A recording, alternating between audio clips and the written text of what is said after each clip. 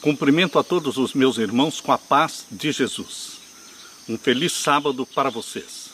Sejam bem-vindos a esta live do dia 11 de dezembro. Nós queremos, antes de começar, queremos orar.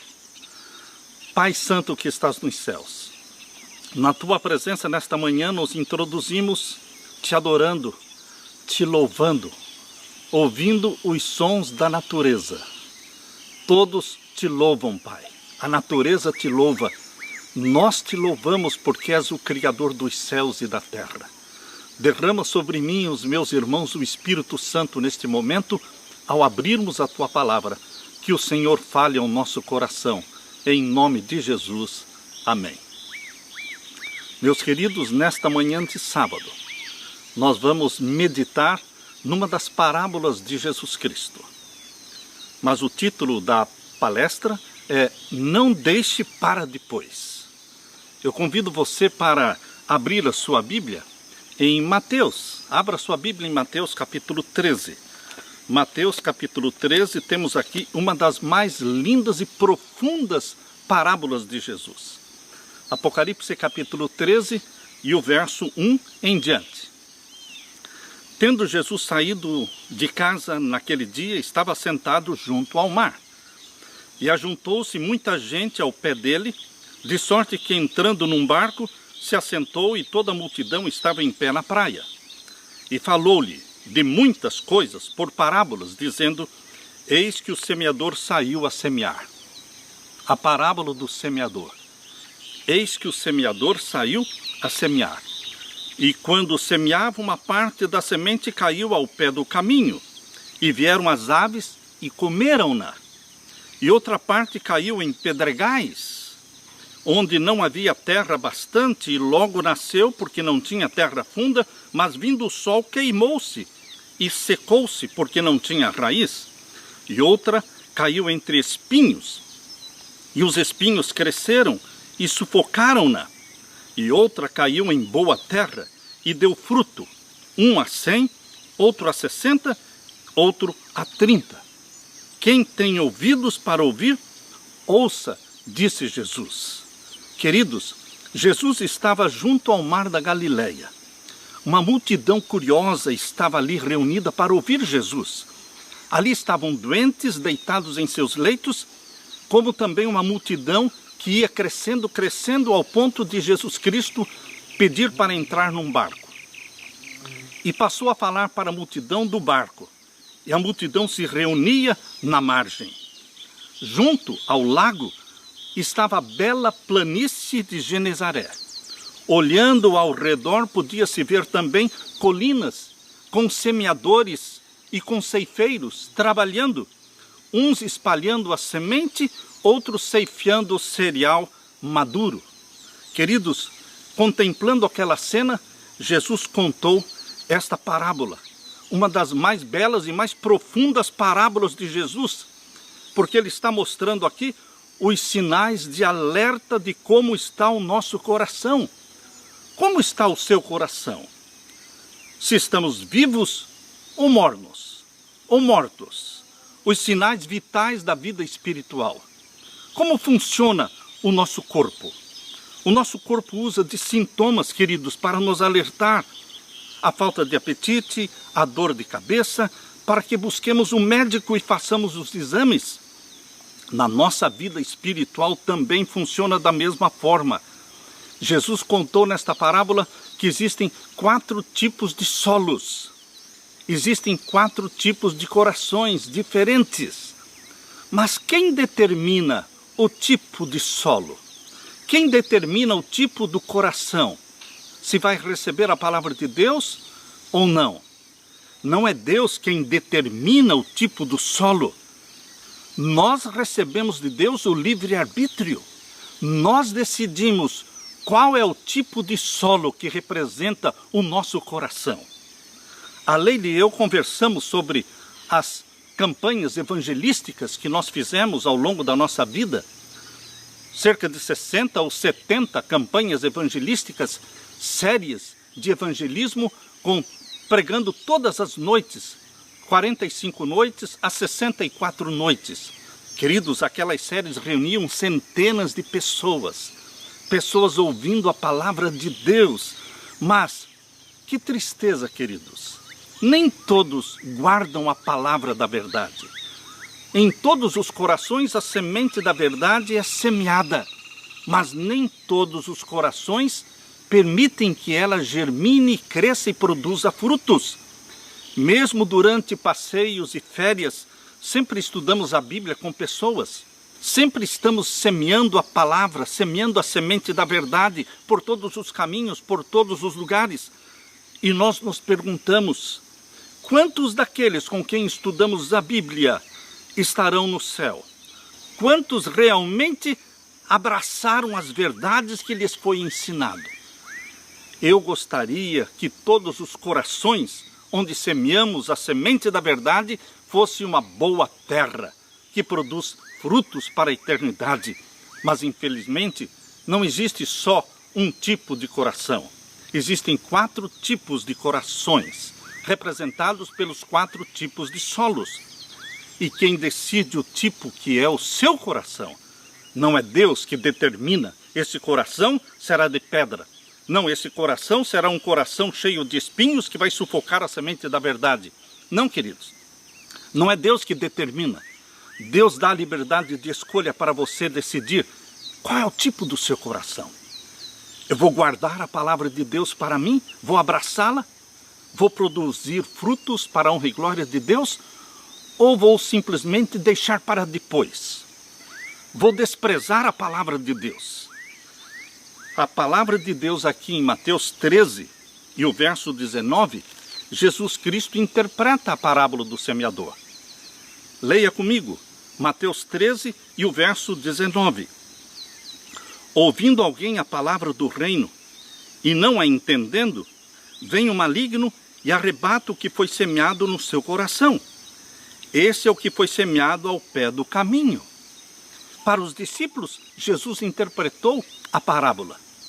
E ele disse que a semente semeada à beira do caminho, onde os pássaros vieram e comeram aquela semente, arrebataram a semente, representa o quê?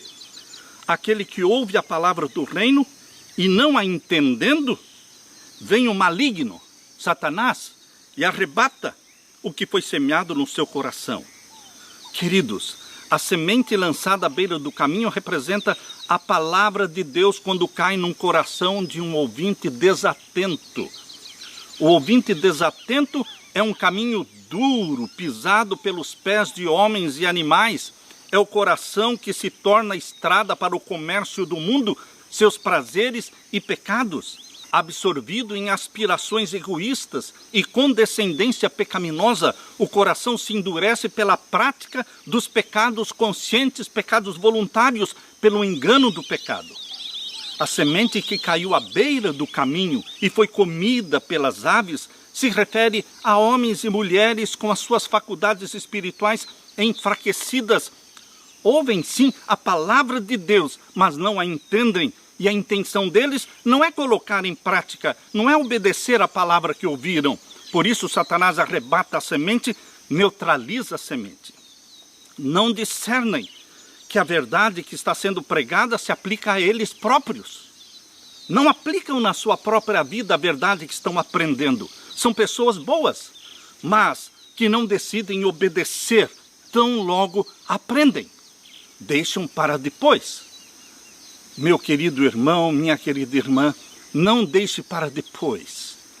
Aqueles que agradam a Deus são aqueles que ouvem e decidem obedecer. Aprendeu hoje, começa a obedecer hoje. Como os pássaros estão prontos para tirar a semente do caminho, assim também Satanás está atento para tirar da mente os princípios da verdade divina que foi ensinada. Não permita que isso aconteça com você, meu querido irmão. O segundo tipo de solo representa o segundo tipo de coração. Leia agora comigo Mateus capítulo 13 e o verso 20 e 21. Mateus 13, verso 20 e 21. É o coração de pedra. É o terreno pedregoso. Aqui nós lemos verso 20 e 21. Porém, o que foi semeado em pedregais. num terreno pedregoso, é o que ouve a palavra e logo a recebe com alegria, mas não tem raiz em si mesmo, antes é de pouca duração. Nós diríamos, é fogo de palha, porque a palha pega fogo rápido, mas logo se apaga. O terreno representado aqui pelas pedras, terreno pedregoso, é aquele que recebe a palavra de Deus com alegria, se anima inicialmente, e chegada a angústia e a perseguição, por causa da palavra, logo se ofendem. Queridos, a semente lançada no pedregal encontra solo pouco profundo. A planta brota rapidamente, mas as raízes não podem penetrar no rochedo a fim de obter nutrição para sustentar o seu crescimento e logo perece.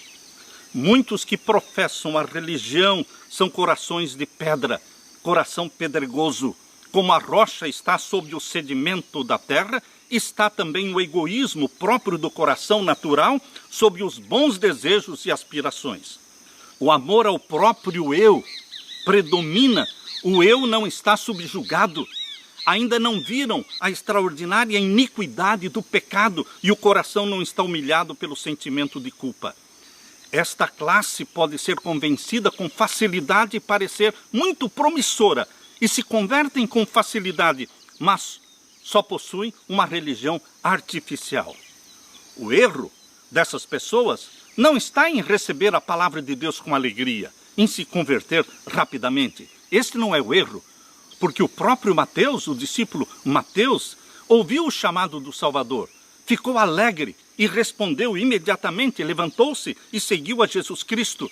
Deus quer ver isto, que nós aceitemos a palavra divina logo que ela vem ao nosso coração, e é justo que a recebamos com alegria. Porém, o terreno pedregoso representa aqueles que não ponderam o que deles exige a palavra de Deus. O que significa andar no caminho estreito? Não percebem que a verdade, uma vez recebida no coração, vai mexer diretamente com todos os seus hábitos e costumes, estilo de vida, seus vícios. Sim, meus queridos, a semente da verdade, uma vez colocada no nosso coração, vai revolucionar a nossa vida, mexer com os nossos costumes, nossos hábitos, nossos vícios, muda a nossa vida. Porém, os ouvintes de pedregais confiam em si mesmos, em vez de confiar em Jesus Cristo, depositam a sua confiança nas suas boas obras e bons motivos e estão fortes em sua própria justiça. Não estão firmes no Senhor Jesus e na força do seu poder, não estão ligados a Jesus. O ardente sol de verão, que fortifica e amadurece o grão, destrói aquele que não tem raízes profundas. Assim, o que não tem raízes profundas em Jesus é de pouca duração. E chegada a angústia, chegada a perseguição por causa da palavra de Deus, logo se ofendem. Regozijam-se por algum tempo, pensando que a religião de Jesus os livrará de todas as dificuldades e provações. E por isso, desfalecem sob a ardente prova da tentação. Não podem levar o opróbrio por amor a Cristo. Ofendem-se quando a palavra de Deus lhes aponta algum pecado acariciado ou exige renúncia e sacrifício. Não querem fazer mudança radical na vida. Ficam olhando para as desvantagens, as provações do caminho estreito que leva para o céu e esquecem a realidade do céu, da vida eterna. Como os discípulos que deixaram de seguir a Jesus, quando Jesus lhes pregou palavras duras, muitos discípulos deixaram de seguir a Jesus e eles disseram: duro é este discurso, quem o pode ouvir? João capítulo 6, verso 60. Queridos, os ouvintes dos pedregais, cujo coração é representado pelo terreno cheio de pedras, não creem que Jesus lhes dará força para vencer o pecado. Queridos, você crê que Jesus não lhe dará forças para vencer o pecado? Você não acredita na vitória sobre o pecado? Se você não acredita na vitória sobre o pecado, você não acredita em Jesus. Porque Jesus venceu o pecado e Jesus dá a vitória dele para você. Meu querido irmão, Muitos não têm relação pessoal com o Salvador Jesus e preferem continuar vivendo os defeitos de caráter, com as faltas herdadas e cultivadas. Até quando nós vamos continuar com as nossas faltas herdadas e cultivadas, praticando os mesmos pecados, os mesmos erros todos os dias? Onde está o poder de Jesus Cristo? Você não tem relação pessoal, ligação pessoal com Jesus Cristo? Ele nos dá a vitória sobre o pecado. Aleluia! Muitos se esforçam por se reformar, mas não ao ponto de crucificar o próprio eu. O próprio eu tem que morrer, meu irmão. Tem que ser enterrado. E o eu de Jesus tem que viver em você. A vontade e a mente de Jesus tem que prevalecer na sua mente. Nós temos que nos entregar inteiramente a Jesus. Temos que ser transformados à semelhança de Jesus. Ele é um modelo para ser copiado, para ser admirado, para ser reproduzido. Não podemos reconhecer os nossos pecados de uma forma geral. Muitos confessam os pecados de modo geral. Perdoa, Senhor, todos os meus pecados. Queridos, quando nós estamos realmente arrependidos, nós não fazemos confissões generalizadas. Nós seremos específicos na confissão dos nossos pecados. Nós vamos dar nome ao nosso pecado. Perdoa, Senhor, aquele pecado que eu cometi hoje de manhã. Nós damos nome ao pecado e com certeza vamos receber o perdão. Mas os que fazem confissões generalizadas, eles não têm certeza do perdão e também não terão certeza da salvação. Queridos, a única esperança para as pessoas que estão com o coração pedregoso é reconhecer em si mesmas a verdade das palavras de Cristo ditas a Nicodemos. Jesus disse: necessário vos é nascer de novo. Na verdade te digo, que aquele que não nascer de novo não pode ver o reino de Deus. João capítulo 3, verso 7 e verso 3. Verdadeira santidade é a vontade de Deus para a sua vida. Sem a santificação, ninguém verá a Deus. Essa é a condição da verdadeira vida cristã. Jesus requer de mim e de você uma entrega sem reservas, um serviço não dividido. Exige o coração, a mente e o intelecto inteiramente voltados para Jesus. O eu não pode ser acariciado. Quem vive para si mesmo não é cristão. O plano da salvação foi firmado em sacrifício. Tão grande foi o sacrifício de Jesus na cruz do Calvário. Por isso, meu querido irmão, ser cristão, imitar a Jesus, ser semelhante a Jesus, exige também sacrifício. Andar no caminho estreito exige sacrifício, renúncia à morte do eu. Se amarmos a Jesus, gostaremos de viver para Ele, de apresentar-lhe nossa oferta de gratidão, de trabalhar para Ele. O próprio serviço para Jesus será um serviço fácil, não difícil, porque estamos fazendo algo por alguém que nos ama e que nós amamos. Sentiremos pelos homens e mulheres a mesma eterna paixão que Jesus sentiu. Essa é a religião de Jesus. Qualquer coisa menos do que isso é um engano. Não podemos servir o nosso próprio eu e a Jesus Cristo ao mesmo tempo. Querer servir o próprio eu e a Jesus ao mesmo tempo transformará o seu coração num coração de pedras. E não resistiremos às provações quando elas vierem. O terceiro tipo de solo mencionado aqui está aqui em Mateus capítulo 13 e o verso 22. Leia comigo Mateus 13, 22. E o que foi semeado entre espinhos é o que ouve a palavra, mas os cuidados deste mundo, a sedução, o engano das riquezas, sufocam a palavra e fica infrutífera.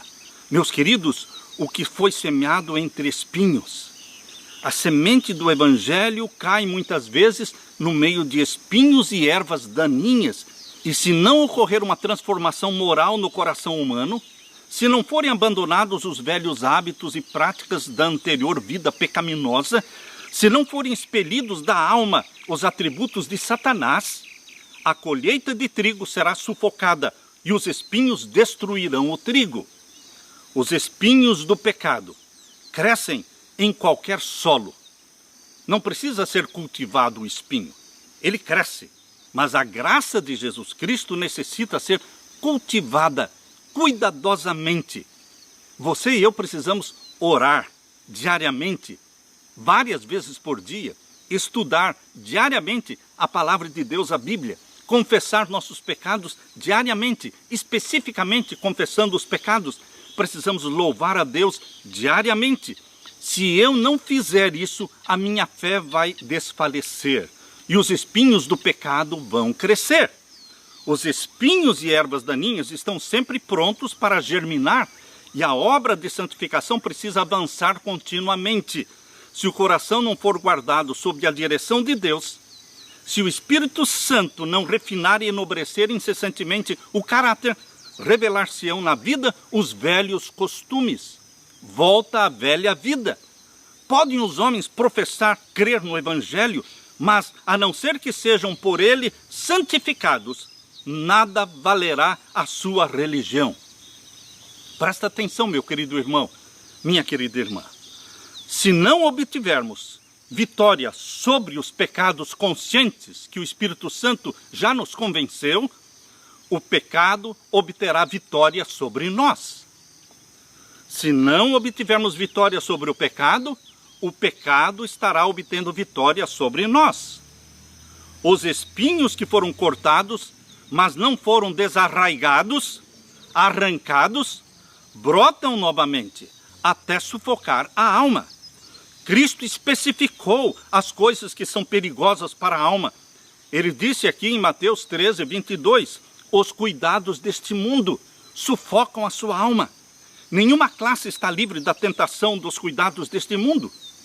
Aos pobres existe a labuta, a privação, o temor da pobreza, trazem perplexidades e fardos, mas para os ricos existe o temor da perda e uma multidão de ansiosas preocupações. Muitos que podiam produzir frutos na obra de Deus tornam-se propensos a conquistar riquezas. Toda a sua energia é absorvida em empresas comerciais, sentem-se obrigados a desprezar coisas de natureza espiritual. Deste modo, se separam de Deus. Muitos se tornam tão absorvidos em negócios que não têm tempo para orar, não têm tempo para ler a Bíblia, não têm tempo para meditar, para louvar a Deus. Estão trabalhando para o bem dos outros, seus deveres são urgentes, muitas são as responsabilidades e permitem que a sua labuta exclua a devoção. Quando a sua labuta, quando o seu trabalho diário exclui a devoção, você está tão ocupado, mesmo que fazendo a obra de Deus, que não tem tempo para Deus, então você é uma Marta. Você é uma Marta que está trabalhando para Jesus, mas não tem tempo, como Maria, de se assentar aos pés de Jesus. E Jesus disse, Marta, Marta, Maria escolheu a boa parte e não lhe será tirada. A comunhão com Deus pela oração e pelo estudo da Bíblia está sendo negligenciada. Esquecem-se de que Cristo disse, sem mim nada podereis fazer. João 15, verso 5. Caminham, sim, mas estão caminhando separados de Jesus. Sua vida não está impregnada da graça de Jesus. Seu serviço está manchado pelo desejo de supremacia, por traços grosseiros e intratáveis do coração insubmisso. Jesus fala também aqui em Mateus 13, 22 sobre o engano das riquezas. O terreno cheio de espinhos também inclui o engano das riquezas. O amor às riquezas tem poder apaixonante, tem poder ilusório. Muitíssimas vezes esquecem os que possuem riquezas mundanas que é Deus quem lhes dá a capacidade de obter prosperidade. Eles dizem, a minha força e a fortaleza do meu braço me adquiriram este poder, Deuteronômio 8:17. Esquecem-se de que Deus é que lhes deu força e saúde para obterem a prosperidade. Em vez de despertar gratidão para com Deus, as riquezas muitas vezes nos levam à exaltação própria. Perdem o sentimento da sua dependência de Deus e da sua obrigação para com o próximo necessitado que está à sua volta. Em vez de considerar a riqueza como um talento a ser empregado para a glória de Deus e para o erguimento da humanidade necessitada, tem-na como meio de satisfação própria. Em vez de desenvolver no homem os atributos de Deus, as riquezas assim usadas desenvolvem nos homens e mulheres os atributos de Satanás. A semente da palavra é sufocada pelos espinhos das riquezas. Aqui em Lucas capítulo 8, verso 14, irmãos, falando da parábola do semeador, Lucas 8,14, fala que também o terreno cheio de espinhos inclui os deleites da vida. Os deleites da vida. Há o perigo em diversão que é buscada meramente para a satisfação própria. No mundo hoje, os deleites da vida é o que mais existe, como espinho sufocando a semente da verdade. O mundo nos oferece dezenas de diferentes tipos de diversões, de entretenimentos que matam o tempo. A televisão, os filmes, as novelas, as músicas mundanas, os videogames, a mídia com Facebook, que hoje chama-se Meta, o Instagram, o TikTok, a pornografia, todos os hábitos de condescendência que debilitam as forças físicas, que anuviam a mente ou que entorpecem as percepções espirituais, são concupiscências da carne, que combatem contra a alma. As ambições de outras coisas, diz Marcos capítulo 4, verso 19. As ambições desta vida, estas não são necessariamente coisas pecaminosas em si mesmas, mas alguma coisa que damos o primeiro lugar em vez de dar o primeiro lugar para Deus. Tudo quanto desvia a sua mente de Deus, separa a sua mente de Jesus e as afeições a Ele. Tudo que separa você de Deus é um inimigo da alma. Quando a mente é jovem e vigorosa, a grande tentação de ser ególatra. Egolatria é adoração do eu, adoração do corpo. Quantas selfies tirada para exaltar o rosto, para exaltar os músculos, para exaltar o corpo. Mostre Jesus no seu corpo, mostre Jesus na sua face. Muitos pais estabelecem moradia em grandes cidades e introduzem os filhos na sociedade. Circundam os filhos de influências que encorajam o mundanismo, encorajam o orgulho. Muitos pais procuram promover a felicidade dos filhos, satisfazendo-lhes a sede por prazeres. Permitem que eles participem de festas sociais, fornecem dinheiro para eles gastarem livremente em ostentação, em satisfação própria. A sede pelo prazer, meu querido irmão, minha querida irmã, ela não cessa, ela só aumenta. Quanto mais se condescende com o desejo do prazer, tanto mais forte o prazer se torna. O interesse desses jovens é absorvido gradualmente no divertimento, até que chegam a considerá-lo o objetivo da vida. Formam hábitos de ociosidade, crescem sem fazer nada, sem aprender uma profissão, sem trabalhar com as mãos. A condescendência própria torna-se quase impossível de se tornarem cristãos resolutos.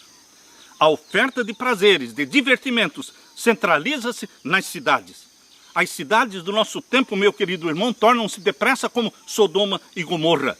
E muitos feriados animam a ociosidade, os divertimentos, o teatro, o cinema, as corridas, os jogos, as bebidas alcoólicas, os banquetes e as orgias estimulam ao extremo todas as paixões. Queridos, Jesus disse claramente em 1 João capítulo 2, verso 15 e 16.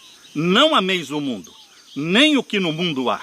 Se alguém ama o mundo, o amor do Pai não está nele. Porque tudo o que há no mundo, a concupiscência da carne, a concupiscência dos olhos e a soberba da vida, não é do Pai, mas do mundo. O apóstolo Paulo, pelo Espírito Santo, escreve: mas os que querem ser ricos caem em tentação, caem em laço e em muitas concupiscências loucas e nocivas que submergem os homens na perdição e ruína, porque o amor do dinheiro é a raiz de toda espécie de males. E nessa cobiça alguns se desviaram da fé e se traspassaram a si mesmos com muitas dores. 1 Timóteo, capítulo 6, versos 9 e 10. Queridos, o jardim do coração precisa ser cultivado com amor e com relacionamento com Jesus todas as manhãs, todas as noites. Precisa o solo ser sulcado por profundo arrependimento e confissão dos pecados. Mas a parábola contada por Jesus termina com um final feliz. Qual é o final feliz? Existe também a boa terra. Existe também o bom coração, que recebe a semente da verdade, abraça esta verdade. E Jesus diz, aqui em Mateus capítulo 13, verso 23. Mateus capítulo 13, verso 23. Mas o que foi semeado em boa terra é o que ouve e compreende a palavra, e dá fruto, e um produz 100, outro 60 e outro 30. Queridos, o coração honesto, o coração bom, do qual fala a parábola, não é um coração sem pecado, porque não existe coração sem pecado, pois o evangelho deve ser pregado aos perdidos. E Jesus disse, eu não vim chamar os justos, mas sim os pecadores. Marcos capítulo 2, verso 17. Quem se rende à convicção do Espírito Santo é o que tem o coração honesto. Reconhece a sua culpa, sente necessidade da misericórdia e do amor de Deus.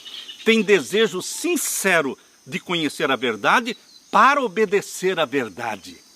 Não deixa para depois. Conheceu hoje, começa a obedecer hoje.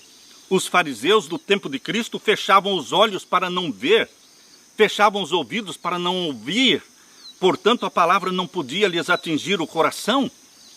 O ouvinte da boa terra recebe a palavra, não como palavra de homens, mas segundo é na verdade como palavra de Deus. Somente aquele que aceita as escrituras sagradas como a voz de Deus que lhe fala, é verdadeiro discípulo.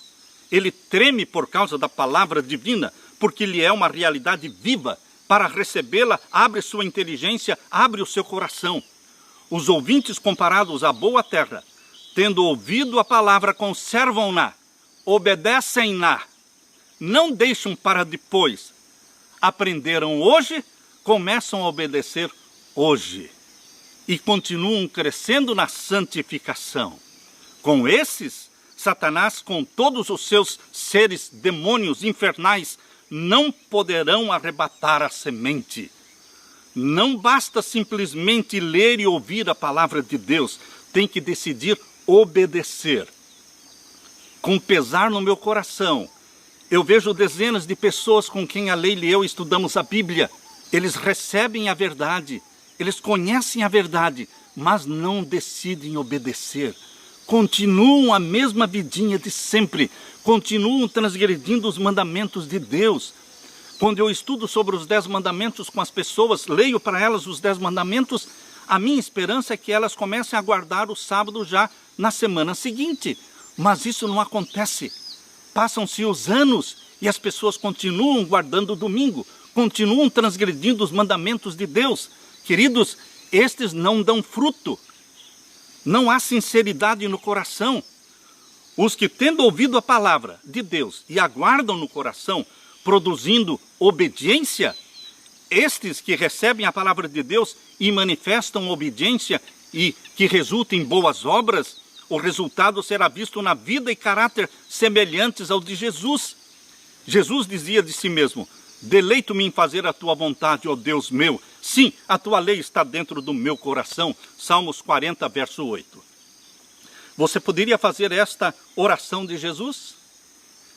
Você poderia repetir estas palavras de Jesus, de Salmos 40, verso 8? Deleito-me em fazer a tua vontade, ó Deus meu. Sim, a tua lei está dentro do meu coração. Você ama a verdade? Você agarrou a verdade? Aplicou-a na sua vida? Tomou a decisão de obedecê-la? Porque Jesus disse, em João 5, verso 30, porque não busco a minha vontade, mas a vontade do meu Pai, o Pai que me enviou. João 5,30. E a Bíblia diz, aquele que diz que está nele, foi João lá na sua primeira carta, capítulo 2, verso 6, diz, aquele que diz que está em Cristo, também deve andar como ele andou. Como é que você está andando, meu querido irmão? Você é a boa terra? O seu coração é o bom coração que guarda a palavra de Deus e obedece a palavra de Deus? Não deixe para depois. O que você faz com as verdades aprendidas? Obedece? Despreza? Trata com desdém? deixa para depois? São tantas pessoas que ouvem as verdades e são impactadas por elas, mas deixam para depois? E então as impressões produzidas pelo Espírito Santo se apagam. Pouco a pouco desaparecem e as pessoas continuam vivendo neste círculo vicioso do pecado consciente. Não deixe Satanás tirar de você as sementes da verdade, meu irmão, minha irmã. Não deixe a semente se secar por falta de raiz. Não deixe que os espinhos da perseguição, da pressão da sociedade sufoquem a semente da verdade. Você decide o tipo de solo que é o seu coração. Nossa vida e caráter precisam ser semelhantes aos de Jesus. Jesus dizia de si mesmo: deleito-me em fazer a tua vontade, ó Deus meu. A tua lei está dentro do meu coração. Porque não busco fazer a minha vontade, dizia Jesus, mas a vontade do meu Pai, daquele que me enviou. João 5,30. Queridos, eu deixo com você o exemplo que é Jesus Cristo. Eu deixo com você o modelo que se coloca na sua frente, que pousa diante de você para ser admirado, para ser contemplado e para ser reproduzido. Quando o caráter de Jesus se reproduzir em nós, então ele voltará para nos buscar, nos reclamar como sendo dele. Ele virá. Que o Espírito Santo reproduza o caráter de Jesus em você, meu querido irmão. Deixo com você a paz de meu Jesus. Esta é a minha oração. Amém.